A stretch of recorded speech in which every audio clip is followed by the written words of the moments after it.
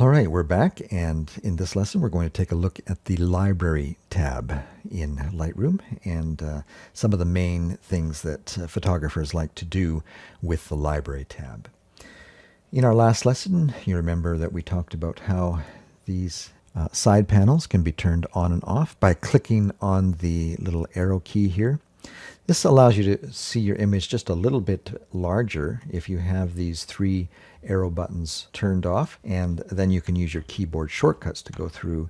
And if you have learned different things that you can do with your keyboard shortcuts, you can make adjustments or do specific tasks just using your keyboard shortcuts, but have a much larger image to work with. However, I like to see these, and so you'll notice that if you just hover over this area, that the carousel comes back. If you hover over this area, your side panel comes back.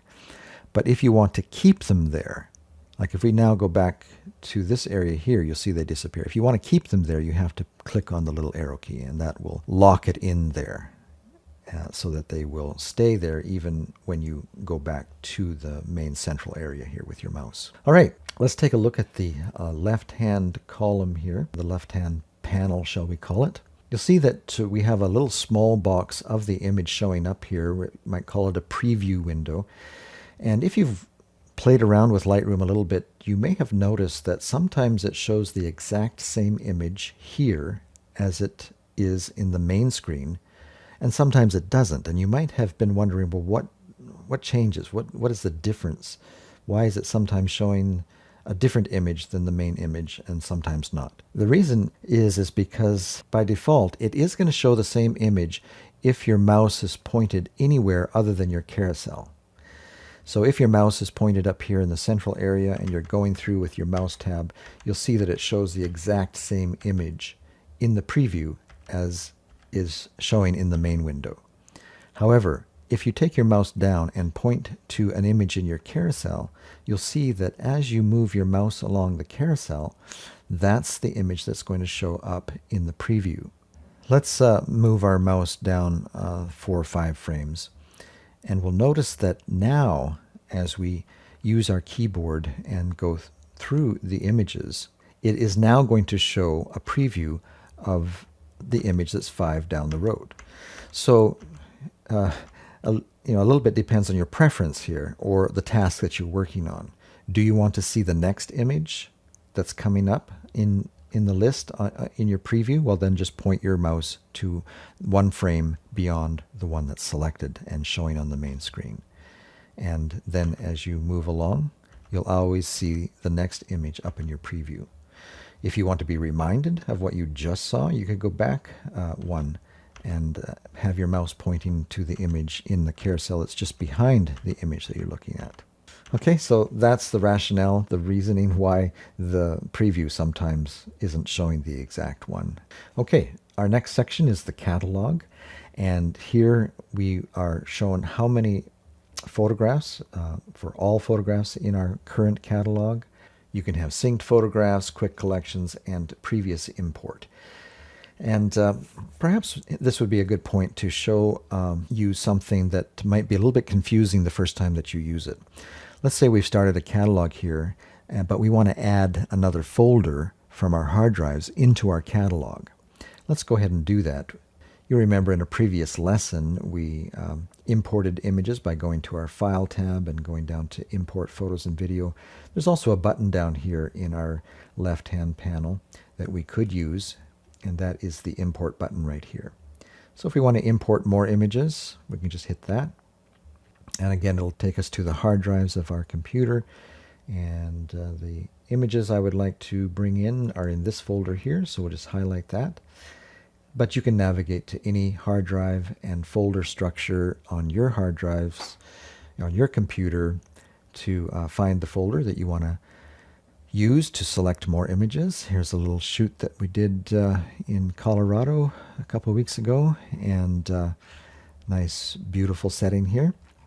And I think I'm just going to go ahead and bring them all in, so I'll leave them all selected. Oh, it looks like we have a few extras in here too. That's fine. We'll just bring them all into the catalog that we're working on. And so what I'll do is just go over to the Import button, import these, and it doesn't take long to add these to our catalog. And you remember how we explained last time the way we're doing it. We're not actually copying these images to a new location on our hard drives. We're just telling Lightroom to reference the position or the place on our hard drive where they're actually currently sitting. Okay, and so now as we go down to our carousel and we move them along, we see that all we're looking at are the images that we just brought in. And you might be wondering, well, what happened to the images that I had before? Where did they go? And we can even, go start looking at the images themselves and go through them with our keyboard. And it's as if the images that were in our catalog before have disappeared. They're just gone. What happened to them? Well, they haven't really gone anywhere. We're just not seeing them in the current selection that we're looking at, because as we look over here to our left-hand panel, we see that we have previous import, or the last import is selected by default. And so that's why we're only seeing those and not the whole catalog. If we want to take a look at the whole catalog, then what we would do is go back to our panel and choose all photographs. You'll see that the number has grown. It used to be like 2100. Now it's 2874. And now, as we do a quick scroll using our little bar down here, we see that all of the images that were in our previous import are still there. And we're working with them all together at once. Okay, now if we did want to go back and just work with any given folder on our hard drive, we do have that opportunity. If we just wanted to work with the October shots, then that would be a grouping that we could work with individually.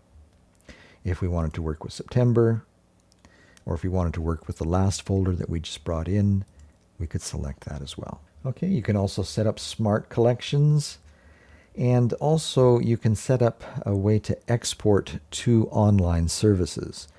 It by default gives you Adobe Stock. If you want to set up an account with Adobe and submit your images that you process here in Lightroom, you could submit them to Adobe Stock. Well, here's an easy way that you can do that.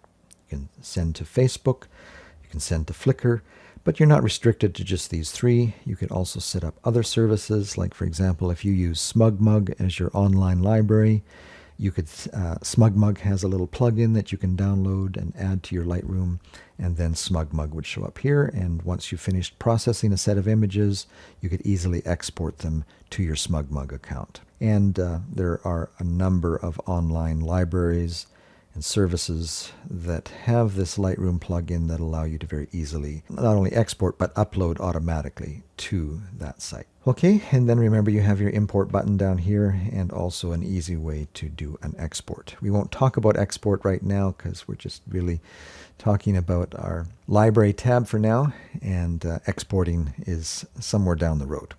All right, the next panel that we might want to take a look at is your options here. Along this bottom panel. Here you can easily go back to the thumbnail view of your catalog or the folder that you're working with, or go back to showing it as a large screen. If you've got a couple of shots that are almost identical and you're having a hard time deciding which one to go with by clicking back and forth, you can do a side-by-side comparison.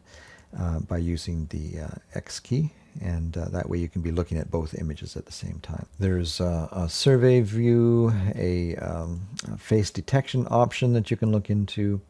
You could also use the flagging option here to flag an image as a pic.